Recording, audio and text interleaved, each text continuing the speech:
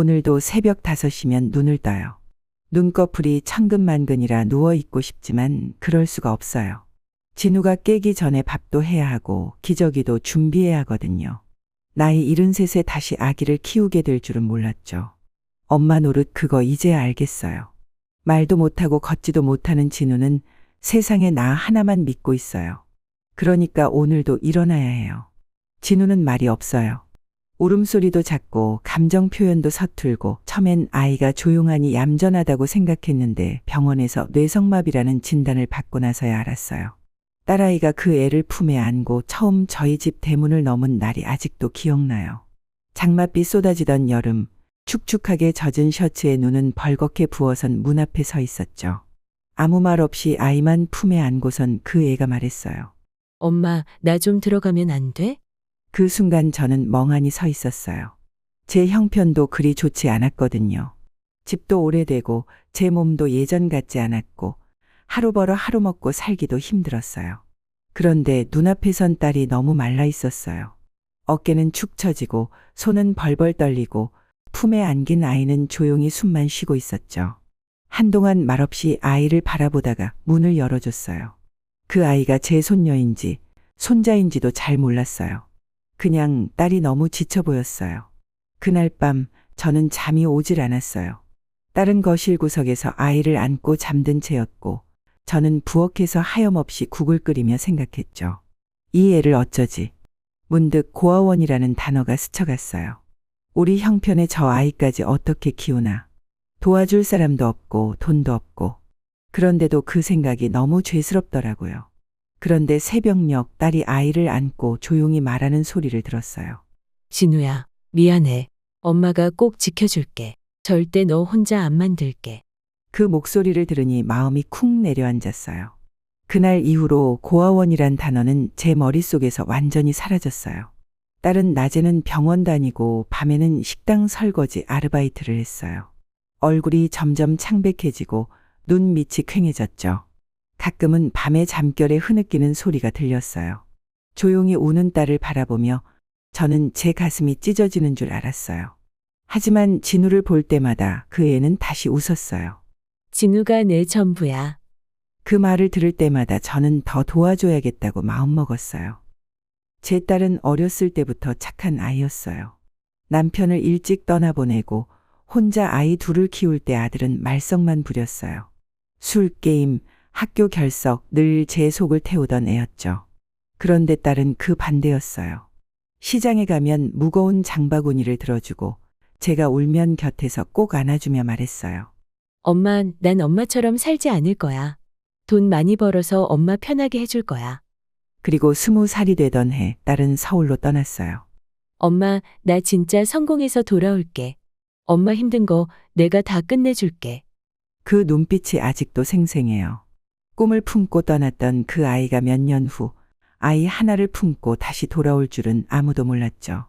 그날 밤 딸은 조용히 울었어요. 긴 말을 하지 않아도 다 알 수 있었죠. 남편 없이 아이를 낳았고 아이가 아프다는 걸 안 순간 그 남자는 떠났다고 하더군요. 병원, 복지센터, 일자리 발바닥이 다 갈라지도록 돌아다니다가 결국 아무데도 갈 데가 없어 다시 저를 찾아온 거예요. 진우는 태어나자마자 산소 부족으로 인해 뇌성마비 판정을 받았어요. 의사는 말하길 평생 누군가의 도움이 필요하다고 했죠. 딸은 충격이 컸나 봐요. 아이를 꼭 끌어안고 엄마, 나 이제 어떡하지? 그 한마디에 저도 같이 울었어요. 하루하루 버텨냈어요. 아이를 안고 병원 다니고 간호하고 수유하고 젊은 엄마였지만 지칠 대로 지쳐 보였어요. 그러다 어느 날 야간 알바 면접을 보러 간다며 진우를 맡기고 나갔는데 돌아오질 않았어요. 사고였죠. 횡단보도를 건너던 딸아이는 음주운전 차량에 치였고 그날 저녁 싸늘한 주검이 되어 돌아왔어요. 진우는 엄마가 없는 걸 몰랐어요. 그냥 평소처럼 저를 보고 제 손을 잡으려 했었죠. 그 모습이 더 가슴을 찢었어요. 그날 이후로 저는 다시 엄마가 됐어요. 이번엔 외할머니가 아니라 진짜 엄마처럼 살아야 했죠. 식당 뒷주방에서 일한 지는 벌써 몇 해가 넘었어요. 처음에는 서서 설거지 몇 시간만 해도 다리가 후들거렸는데 이젠 익숙해졌다고 해야 하나 그냥 아픈 게 익숙해졌어요. 뜨거운 물에 손 담그고 남은 음식 닦아내고 젓가락 정리하고 허리는 늘 삐걱거리고 손목은 물에 불어트고 찜질은 우유팩에 뜨거운 물 담아 수건 돌돌 말아 감싸는 게 전부예요. 병원에 가라고들 하지만 하루만 쉬어도 전기료를 못 내요. 진우를 봐줄 사람도 없고 약값보다 분유값이 먼저예요. 한 번은 너무 피곤했던 날 그릇을 깨뜨렸어요. 사장님이 그날 유난히 예민했어요. 이게 얼마짜린 줄 알아요? 나이 들면 다 봐줘야 하나? 말 한마디에 아무 말 못하고 고개 숙였죠. 다른 사람들 앞이라 더 창피했어요. 나와봤자 하루 몇만 원인데 그날 집에 돌아와 화장실에서 수건을 입에 물고 혼자 울었어요. 늙은 게 죄인가? 내가 진우랑 살아가는 게 민폐인가? 그리고 또 한 번은 점심시간 직전이었어요. 주문이 밀리고 설거지거리가 산처럼 쌓였던 날이었죠. 급하게 물을 버리러 잠깐 홀을 지나가다 화장실에 가려는데 한 손님과 어깨가 스쳤어요. 저는 바로 고개를 숙이며 죄송합니다 했지만 그 손님은 마치 더러운 것과 부딪힌 듯 옷을 털며 고함을 질렀어요. 아니, 이 식당은 위생관념도 없어? 이런 사람을 쓰고 있어요? 사장님이 헐레벌떡 달려와 상황을 보더니 손님 편에 섰어요. 이모, 진짜 왜 이래요? 늙으면 집에서 좀 쉬지 왜 나와서 물 흐리고 난리야? 그 말에 주변 직원들 시선이 모두 제게 쏠렸고 순간 얼굴이 화끈거렸어요. 그 자리에 꿇어앉고 싶었어요. 아무 잘못도 없는데 너무 창피하고 속상해서 눈물이 날 것 같았지만 꾹 참았어요. 왜 이러고 살아야지. 머릿속에서 그 말이 수십 번 맴돌았어요. 일한 지 몇 년이 지났는데도 한 번의 작은 실수나 상황만으로 이렇게 무너질 수 있다는 게 너무 서러웠어요. 하지만 진우가 떠올랐어요. 바쁜 점심시간 동안만이라도 일해서 조금이라도 벌어야 하니까요. 점심시간 3시간 일하고 받는 돈이 크진 않지만 이 돈 아니면 기저귀도 못 사요. 진우는 그 시간 동안 옆집에 사는 아주머니에게 맡기고 나와요. 그분은 다행히 혼자 사시는 분이고 일은 하지 않으셔서 도와주시겠다고 했지만 저는 늘 미안해요. 매번 문 앞에 고개 숙이며 오늘도 부탁드릴게요 라고 말할 때마다 마음 한편이 아려요. 다른 사람의 시간을 빌려서 하루를 이어간다는 게 얼마나 무거운 일인지요. 요즘엔 그런 고민을 매일 해요. 이대로 계속 살아도 되는 걸까? 언제까지 이 삶을 버틸 수 있을까? 그래도 결국 돌아오는 답은 하나예요. 진우. 그 아이가 있기 때문에 나는 오늘도 고개 숙이고 욕을 먹고 참아내야 해요. 진우가 고열에 시달리던 날이 있었어요. 밤새 이마에 찬 수건을 올렸다 내렸다 하면서 버텼는데 다음 날 아침이 되도록 열이 안 내리더라고요. 119를 부르려다가 병원비가 무서워서 버스 타고 동네 병원으로 갔어요. 휠체어 없이 아이를 안고 한참을 걸었죠. 병원에서는 폐렴 초기라고 했어요. 입원해야 한다는데 저는 그 자리에서 울음을 삼켰어요. 입원비가 없다고 했더니 의사 선생님이 조용히 제 손을 잡으면서 말했어요. 제가 최대한 도와볼게요. 그분 덕에 진우는 조금씩 나아졌고 저는 또 하루를 버틸 힘을 얻었어요. 그러던 어느 날 정말 예고도 없이 그 애가 나타났어요. 제 둘째 아들. 도박으로 집안 말아먹고 나간 지 10년은 됐는데 진우 돌보느라 정신없는 그날 밤 현관 문을 벌컥 열고 들어온 그 아이는 술에 취해 있었어요. 돈이 필요하다며 집안을 뒤졌고 제가 말리자 바닥에 물건을 내던지고 소리쳤어요. 진우가 깜짝 놀라 울음소리를 냈는데 그 아이는 뭐야, 저 애는 또! 라며 고함을 질렀어요. 저는 그 자리에서 벌벌 떨며 그 아이를 막았고 결국 경찰까지 불러야 했어요. 그날 이후로도 가끔 나타나 돈을 요구했어요. 제 가난은 괜찮았지만 진우 앞에서 그런 모습 보여주는 건 정말 세상이 원망스러웠어요. 하지만 우리에겐 소중한 순간도 있었어요. 진우가 처음으로 웃음을 보였던 날 제가 우리 진우 잘 잤어 하고 말을 거니까 그 아이가 입꼬리를 살짝 올렸어요. 그 미소 하나에 저는 한참을 울었어요. 처음으로 이 아이가 나를 느끼는구나, 세상에서 내가 제일 필요한 사람이구나 싶었죠. 한 번은 동네에 작은 벚꽃 축제가 열렸어요. 진우를 유모차에 태우고 천천히 걸었어요. 꽃길을 따라 걸으니 바람에 벚꽃잎이 흩날리고 사람들의 웃음소리가 들려왔죠. 진우는 바람을 맞으며 입을 벌리고 웃더라고요. 벚꽃잎 하나가 아이 볼에 닿자 깔깔 소리를 내듯 흥얼대는 그 모습 정말 천사 같았어요. 하지만 사람들의 시선이 느껴졌어요.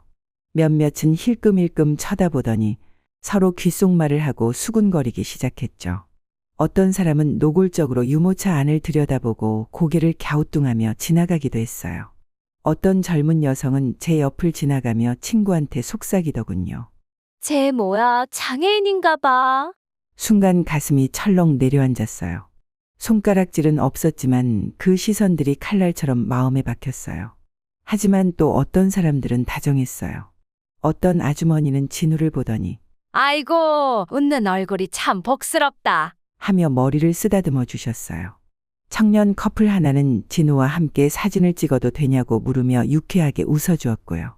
어떤 중학생은 꽃팔찌를 하나 만들어 제 손에 쥐어주면서 말했어요. 할머니, 힘내세요. 진우 너무 귀여워요. 그날 저는 사람들의 시선이 두렵기도 했지만 또 따뜻한 마음도 느꼈어요. 세상은 참 여러 사람으로 구성돼 있구나. 우리 진우가 받는 시선이 전부 아프지만은 않구나. 그런 생각에 괜히 가슴이 뜨거워졌어요. 그날은 정말 꿈만 같았어요. 우리가 평범한 가족처럼 보였던 하루였고 동시에 특별한 아이와 함께 살아간다는 것에 자부심을 느꼈던 날이었어요. 참 감사한 일들이 많아요. 동네 교회 집사님이 가끔 반찬을 챙겨줘요. 아무 말 없이 김치랑 반찬통을 놓고 가세요. 가끔은 진우가 있는 방 앞에 두고 가시기도 하고요. 그분도 사정이 넉넉하지 않은 거 알아요. 더 고맙죠. 그 반찬 하나면 진우랑 하루 종일 버틸 수 있어요. 계란장조림 하나로 진우 눈이 반짝일 때면 참 별일 아닌 것에도 마음이 움직여요. 옆집 사는 청년도 참 고마운 친구예요. 처음엔 그냥 인사만 나누던 사이였는데 어느 날 제가 진우 때문에 급하게 나가야 해서 잠깐만 봐달라고 부탁했어요. 그날 이후로 가끔 놀아주기도 하고 장난감도 하나 사다 줬더라고요. 진우 손잡고 같이 앉아있는 모습을 보니 얼마나 뭉클하던지요. 그 아이가 진우 손을 잡으며 말했어요. 이 아이는 따뜻한 손을 좋아하네요. 그 말이 왜 그렇게 가슴을 울리던지요. 요즘 들어 몸이 부쩍 안 좋아졌어요. 다리에 힘이 자주 풀리고 머리도 멍하고요. 그럴 때마다 생각해요. 내가 갑자기 쓰러지면 진우는 어떡하지? 이 아이는 누가 안아주지? 그 생각하면 눈물이 왈칵 쏟아져요. 사람들은 병이 무섭다고 하지만 저는 죽음보다 이 아이 혼자 남을까봐 더 무서워요. 내가 진우 곁에 없으면 이 아이는 어디로 가야 할까요? 어쩌다 한 번은 교회 전도사님께 조심스레 말했어요. 혹시 내가 없게 되면 진우를 좀 도와주실 수 있냐고. 그분은 조용히 제 손을 잡고 고개를 끄덕이셨어요. 그날 이후로 혹시 모르니까 진우 서류며 진료기록, 복지 정보들을 정리해두고 있어요. 핸드폰 녹음기에도 짧게 남겨놨어요. 진우야, 할머니가 없으면 전도사님께 가렴. 우리 진우 절대 혼자 아니야. 요즘도 새벽에 일어나면 늘 같은 기도를 해요. 오늘 하루도 무사히 진우랑 잘 살아가게 해달라고. 그리고 내가 없는 세상이 와도 이 아이가 사람 손에 따뜻하게 안기게 해달라고요. 그날은 유난히 하늘이 흐렸어요. 장마가 오기 전 눅눅한 공기 속에 비가 내릴 듯 말 듯한 날이었죠. 저는 진우를 유모차에 태우고 동네 공원까지 산책을 나갔어요. 진우는 바람 맞는 걸 좋아해요. 바람이 볼을 스치면 킥킥거리며 웃거든요. 그런 아이를 보며 저는 오늘도 참 잘 살고 있다고 스스로를 다독였죠. 공원 한켠에 작은 음악 분수가 있었어요. 아이들이 뛰놀고 있었고 저는 벤치에 잠깐 앉아 숨을 고르고 있었어요. 진우는 유모차에 앉아 그 분수대를 바라보며 소리를 냈어요. 그런데 잠깐, 정말 잠깐 한눈을 판 사이였어요. 어떤 아주머니가 말을 걸었고 몇 마디 대답하고 돌아봤을 때 유모차가 없었어요. 순간 머리가 하얘졌어요. 목이 터져라 아이 이름을 부르며 공원 구석구석을 뛰어다녔어요. 놀이터, 분수대 뒤편, 화장실 근처 발이 휘청거릴 정도로 뛰었어요. 사람들에게 다가가 혹시 아이 못 보셨어요? 를 수십 번 되물었고 어느새 비는 뚝뚝 내리고 있더라고요. 우비도 없이 젖은 채 뛰어다니는 저를 보고 동네 주민들이 하나둘씩 모이기 시작했어요. 마을 단체 채팅방을 통해 진우 실종 소식이 퍼졌고 자원봉사자처럼 손전등을 든 사람들이 골목을 뒤지기 시작했죠. 어떤 분은 자가용으로 뒷산을 돌았고 어떤 아줌마는 편의점 CCTV를 봐주겠다고 했어요. 그 한밤중에 그렇게 많은 사람들이 함께 뛰었어요. 비는 점점 굵어졌고 저도 기운이 다 빠져 이제는 땅바닥에 주저앉을 수밖에 없었어요. 그 순간 골목 입구에서 누군가가 소리쳤어요. 찾았어요. 여기 있어요. 그곳은 공원 뒤쪽 좁은 배수로 옆이었어요. 진우는 유모차에서 내려진 채 땅바닥에 웅크린 채 울다 지쳐 쓰러져 있었어요. 온몸이 젖었고 눈은 빨갛게 부어 있었어요. 저는 그 아이에게 달려가 진우를 꼭 안았어요. 진우야, 우리 진우야, 할미가 미안해, 미안해, 미안해. 비가 계속 쏟아지는 가운데 저는 진우를 품에 꼭 안고 그냥 울었어요. 그 어떤 말도 설명도 필요 없었어요. 이 아이가 살아있다는 것만으로 저는 다시 살 수 있었어요. 그날 밤 마을 분들이 따뜻한 수건을 가져다 주고 뜨거운 국물과 담요를 건네주셨어요. 청년 하나가 조심스럽게 말했어요. 저 진우, 봐드릴 수 있어요. 앞으로도요. 제가 시간 날 때마다. 그 말에 저는 또 울었어요. 오늘처럼 진우를 지켜주는 사람들이 곁에 있다는 걸 처음으로 깊이 느꼈거든요. 그날 이후로 저는 더 철저해졌어요. 유모차에 이름표를 붙이고 제 연락처도 표시하고 진우 팔목에 작은 인식 팔찌도 채웠어요. 그리고 매일 밤 아이를 꼭 껴안고 자요. 이 아이가 제 품에서 다시는 사라지지 않게. 아직도 저는 매일 걸어요. 다리가 아파도 허리가 휘어도 진우가 웃으니까 그 웃음 하나면 또 걸을 힘이 나요. 남들에겐 평범한 하루일지 몰라도 제게는 기적 같은 하루예요. 그리고 그 기적은 또 하나의 따뜻한 인연으로 이어졌어요. 진우 실종 사건 이후 동네 주민들이 지역 복지센터와 교회, 구청에 연락을 돌려주셨고 결국 저희에게 맞는 복지 프로그램이 있다는 걸 알게 됐어요. 장애 아이들을 위한 낮보호센터였죠. 아침에 아이를 맡기고 저녁에 데려올 수 있는 시스템이었어요.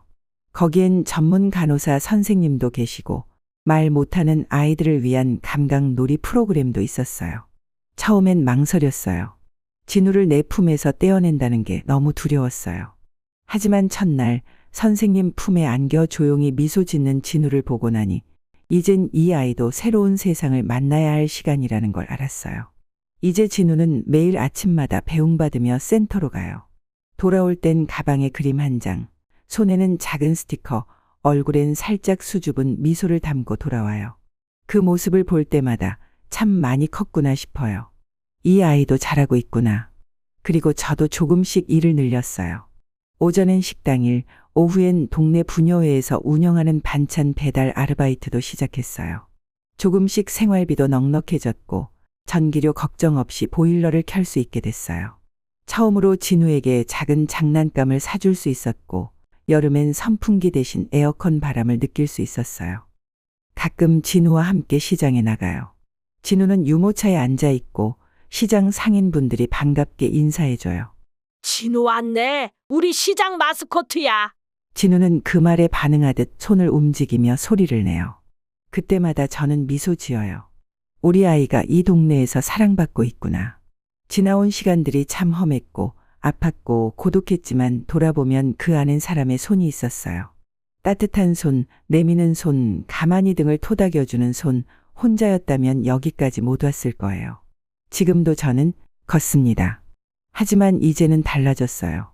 매일 무거운 짐을 끌고 걷던 걸음이 아니라 가벼운 바람을 느끼며 진우 손을 잡고 걷는 길이 되었어요.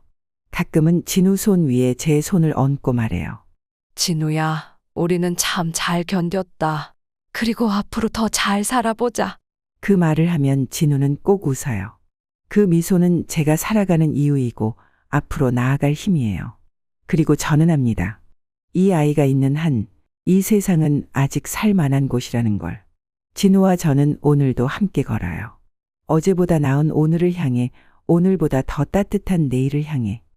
그리고 어느 봄날 저는 진우를 데리고 딸이 있는 납골 땅에 다녀왔어요. 그날은 유난히 하늘이 맑았고 바람도 살랑거렸어요. 진우는 여전히 말을 하지 못하지만 그 아이의 눈빛은 많은 것을 이야기하고 있었죠. 작은 꽃다발을 들고 조심스레 봉안당 문을 열었어요. 딸의 이름이 새겨진 조용한 자리 앞에서 저는 한참을 서 있었어요. 얘야, 우리 진우 잘 크고 있어. 많이 웃고, 많이 예뻐. 그리고 내가 걱정했던 것보다 훨씬 더 잘 살아가고 있어. 그러니까 마음 놓아도 돼. 이젠 아프지 말고 거기선 꼭 행복해야 해. 거기선 꼭 웃고 있어야 해. 진우는 무언가 느낀 듯 눈을 껌벅이며 조용히 웃었어요. 저는 딸의 사진을 쓰다듬으며 작게 읊조렸어요. 내가 이 아이 끝까지 지킬게. 너 대신 내가 할게. 그러니까 너는 이제 그만 걱정하렴. 집으로 돌아오는 길에 오래도록 연락 없던 아들의 소식을 듣게 되었어요. 둘째 아들, 그 아이가 감옥에 있다는 걸 알게 된 거죠. 처음엔 심장이 내려앉았어요. 그래, 이놈이 그럴 줄 알았지 하면서도 가슴이 시렸어요. 어릴 때 아빠 잃고 얼마나 방황했는지. 그때는 저도 남편을 잃었다는 슬픔과 어떻게 살아야 할지 막막함에 아들을 품어주지 못했어요. 저는 면회를 신청했어요. 아들 얼굴이라도 한번 보자고. 하지만 첫 면회는 거절당했어요. 두 번째도 세 번째도 늘 면회 거부 딱지만 돌아왔어요. 처음엔 화도 났지만 이젠 이해돼요. 아마 그 애도 부끄럽고 죄송하고 눈 마주칠 자신이 없는 거겠죠. 그래도 저는 포기하지 않아요. 진우를 매일 안아주듯 그 아이도 언젠간 다시 제 품에 안길 날이 오리라 믿어요. 사람은 누구나 실수해요. 넘어지고 흔들리고 어두운 데 빠지기도 해요. 근데 누군가 한 사람이라도 끝까지 기다려주면 그 사람은 다시 돌아올 수 있어요. 저는 그 한 사람이 되기로 했어요. 딸을 보내고 손자를 얻고 아들을 잃었다고 생각했던 삶. 그 끝자락에서 다시 희망을 쥐게 된 지금 저는 참 고맙습니다. 내 삶에 다시 햇살이 비추고 있다는 게, 여전히 나를 기다리는 내일이 있다는 게. 진우의 손을 잡고 그리고 마음속으로는 둘째 아이의 손도 잡고 언젠가는 셋이서 같이 걷는 날이 오기를 바라며, 우리의 인생은 참 길고 고되고 아프지만 그 안에 이런 사랑이 있다는 것만으로도 살아갈 이유는 충분합니다. 혹시 여러분도 진우의 할머니처럼 누군가를 끝까지 지켜내야 했던 순간이 있으신가요? 내가 아니면 안 되는 존재가 있다는 것.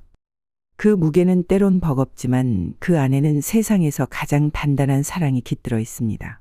아무리 힘겨운 삶이어도 함께 걸을 손이 있다면 우리는 다시 일어설 수 있어요. 여러분의 따뜻했던 기억, 지켜주고 싶었던 사람의 이야기를 이 영상 아래 댓글로 나눠주세요.